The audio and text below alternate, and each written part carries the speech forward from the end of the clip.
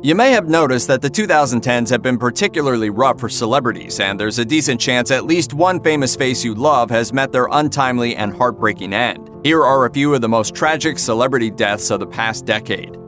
In 2011, singer Amy Winehouse joined the long list of stars who tragically and curiously died at the age of 27. The Grammy-winning singer had a long and public history with drug addiction and indulged in periodical binge drinking. Winehouse was aware that she had problems, but she had been struggling with her host of addictions and bulimia largely by herself, and she was said to be unwilling to take any advice from doctors. She even refused psychiatric help for fear that it would influence her creativity. Unfortunately, Winehouse proved unable to tackle her demons alone, and she was found deceased in her London home on July 23, 2011. An inquest eventually ruled her death a misadventure in the form of alcohol poisoning. Winehouse had drunk so much that her blood alcohol content was more than 5 times the legal drink-drive limit, a statement backed by the 2 empty vodka bottles lying beside her bed. Even more tragic, her death was probably not voluntary. Before she passed, Winehouse had specifically told her doctor that she didn't want to die.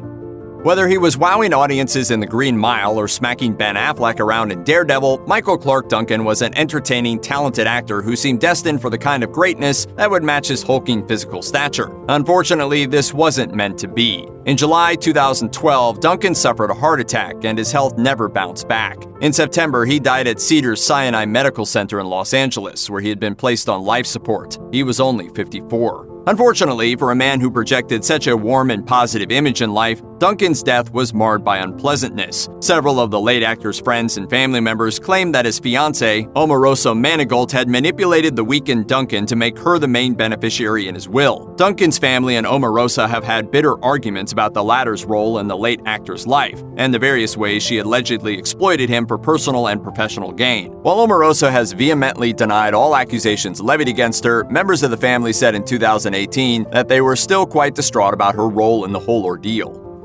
On February 11, 2012, Whitney Houston was found lifeless in an LA hotel bathtub. And while the coroner's report described her death as an accidental drowning, it also revealed she had been suffering from effects of heart disease and had cocaine in her system. The legendary diva's death uncovered a whole host of less than flattering aspects of her life, as the contents of Houston's hotel room had included drug paraphernalia, alcohol, cigarettes, and a number of prescription medications. Although Houston's death has been deemed accidental, the case still has its mysteries. Houston's driver's license was missing from her wallet, and the coroner noted many of her pill bottles had been removed from their bag and placed on a table. At least one forensic pathologist has also challenged the official report, pointing out the water in the tub had been far too hot for Houston to comfortably bathe in. As a morbid addition to these aspects of the tragedy, Houston's daughter Bobby Christina died in an eerily similar bathtub accident almost exactly 3 years later.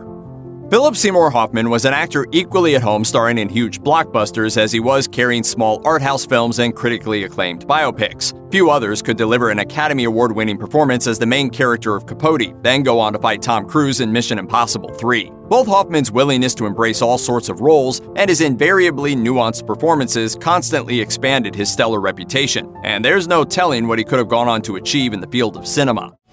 The only true currency in this bankrupt world is what you share with someone else when you're uncool. Unfortunately, Hoffman's career and life were cut too soon. The actor's lifeless body was found in his New York home on February 2, 2014. He had a syringe in his arm, and the police found almost 50 envelopes full of suspected drugs in the apartment. Hoffman's cause of death was ruled to be acute mixed drug intoxication, including heroin, cocaine, benzodiazepines, and amphetamine. He was 46 years old. In 2017, Hoffman's partner Mimi O'Donnell elaborated on the actor's longtime struggle with addiction and revealed that Hoffman had first been in rehab in his early 20s. After a long period of sobriety, he relapsed, and despite their efforts to get him clean, he kept on falling back into the habit.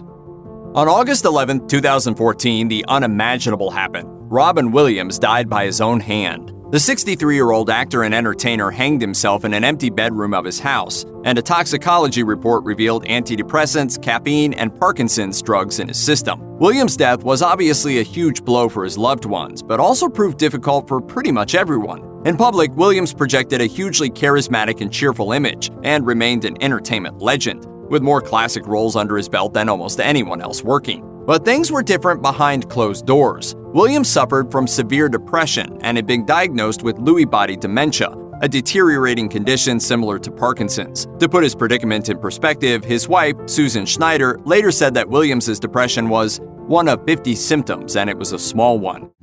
People want you to be a certain way, and sometimes you can't help but be depressed, or, just the nature of being.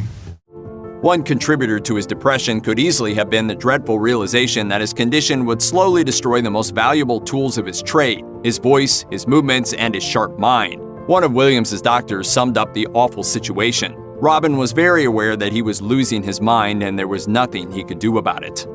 It's not unheard for a rock star to shuffle off their mortal coil near the end of their 7th decade. Take Motorhead's legendary frontman Ian Lemmy Kilmister, for example, who died in 2015, just a few days after his 70th birthday. What makes David Bowie so different, though, is how unexpected his passing was. While Lemmy had been growing visibly weaker and frailer for years, the thin white duke maintained an elegant silence, unleashed his final album, and died before the world could even sing its praises. Bowie succumbed to cancer on January 10, 2016, 2 days after releasing the sublime record Black Star on his 69th birthday. Since he was at the beginning of an album cycle and had chosen to keep his condition secret, this came as a complete surprise to almost everyone. Black Star is an incredibly powerful album, and the music video of its lead single, Lazarus, features a tortured-looking Bowie on a hospital bed delivering lyrics like, "Look up here, I'm in heaven." So many people have naturally assumed the Starman knew he was crafting his swan song and deliberately waved us goodbye from the stars. However, it appears that this may have been a case of life imitating art, not the other way around. The director of the Lazarus video has revealed Bowie found out his cancer was terminal just months before his death,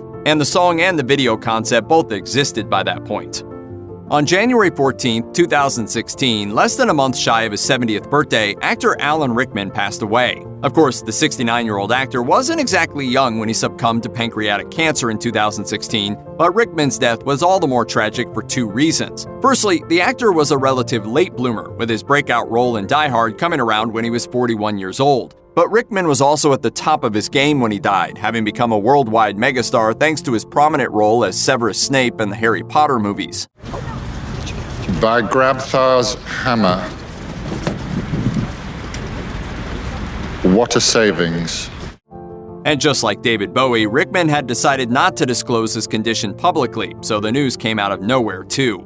Of course, the real Rickman was a far cry from the smug, grouchy characters he so deftly portrayed. Colleagues like Daniel Radcliffe, Emma Thompson, and Sir Ian McKellen have showered him with praise. Many of those close to him have also revealed that the actor's passing was sudden for he himself, too, and that just weeks before his death, Rickman had been completely unaware that his health situation was so severe. On April 21, 2016, 7-time Grammy winner Prince Rogers Nelson died of an accidental overdose of fentanyl in his Paisley Park home. The 57-year-old suffered from chronic hip pain for years and developed a nasty opioid addiction from the medication he took to deal with the situation. Of course, as with everything Prince, the story has more layers, and not all of them are frills and purple velvet. Prince's hip pains may have been a result of his energetic, high-heeled stage routines, but rumors that he turned down hip replacement surgery because he was a devout Jehovah's Witness and therefore barred from receiving blood transfusions were false. Despite all the strangeness surrounding the artist's demise, few can dispute his legacy. His death brought an outpouring of love and sorrow from fans around the world, and even President Barack Obama released a statement honoring Prince's life and work. However, Prince also died without a will, which left his estate in a state of confusion and turmoil. Though some of the problems have been resolved, his 6 sibling heirs remain at odds with each other even as of the making of this video.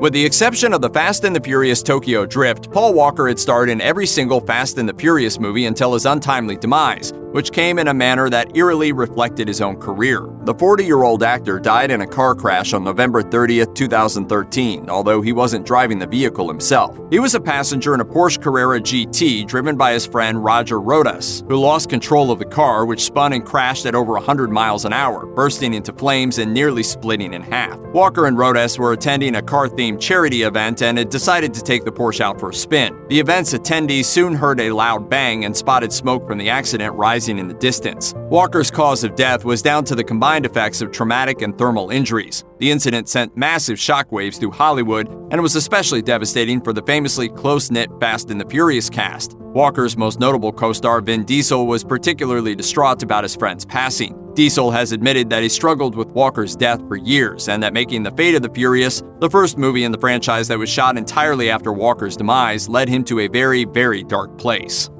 Anton Yelchin's fate is among the saddest of the decade, despite, or perhaps because of, a complete lack of any long-suffered personal tragedies, drug mishaps, or deadly diseases. The Star Trek actor was only 27 when he died in a bizarre and horrifying manner. On June 19, 2016, Yelchin got out of his Jeep and walked to a nearby mailbox when the car unexpectedly rolled down the driveway in reverse and fatally pinned him against the brick mailbox. That's where he remained until hours later, when his friends became worried when he didn't show up at a rehearsal and came looking for him. The reason behind the tragic accident seems to have been bad engineering. The gear shifting on this particular Grand Cherokee model was designed in a counterintuitive way that might have caused it to roll away despite supposedly being placed in park. The issue had allegedly caused over 40 injuries, and just months before Yelchin's tragic demise, the company had voluntarily recalled 1.1 million vehicles due to this exact problem.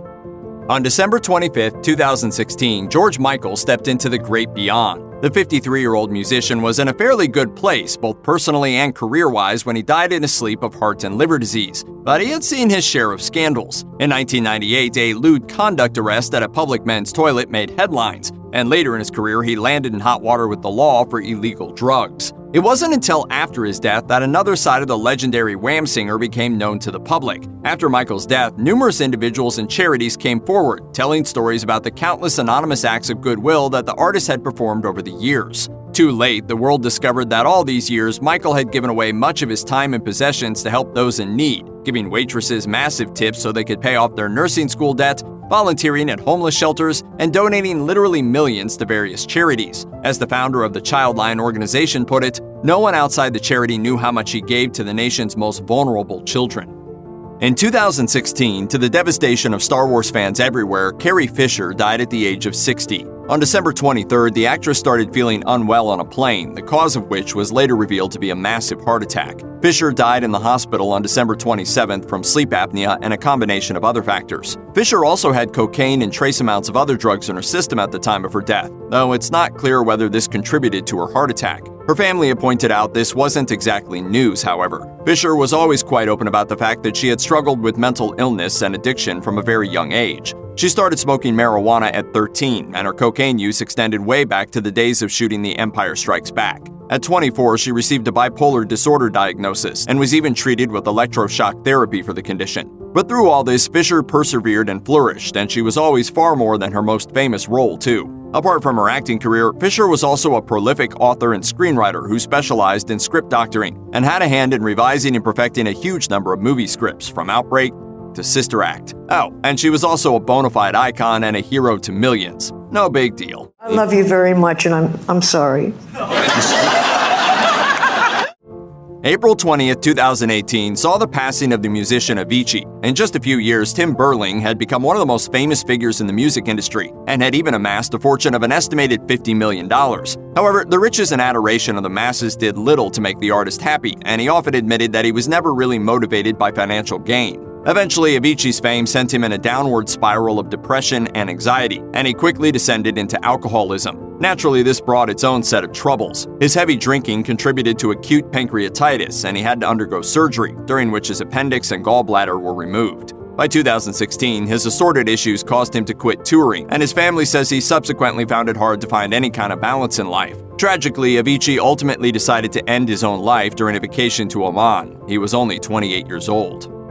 It's likely that Dolores O'Riordan, the lead singer of the Cranberries, didn't intend to die as she did. At the time of her death, her band was just planning to release the 25th anniversary version of their first album. Everybody else is doing it, so why can't we? O'Riordan was even staying at London's Park Lane Hilton Hotel to record some extra music before embarking on a tour. On January 25, 2018, the 46-year-old O'Riordan was found drowned in the hotel bathtub, with an empty bottle of champagne and several mini bottles scattered about. An inquest also discovered prescription medicine, but she turned out to only have therapeutic amounts of those drugs in her blood. Her blood alcohol levels, on the other hand, were more than 4 times over the legal driving limit. It later transpired that O'Riordan was bipolar and prone to occasional bouts of binge drinking. However, she had recently spoken to a psychiatrist who found her high in spirits, and there was no evidence of self-harm. As such, her death was ruled a tragic accident.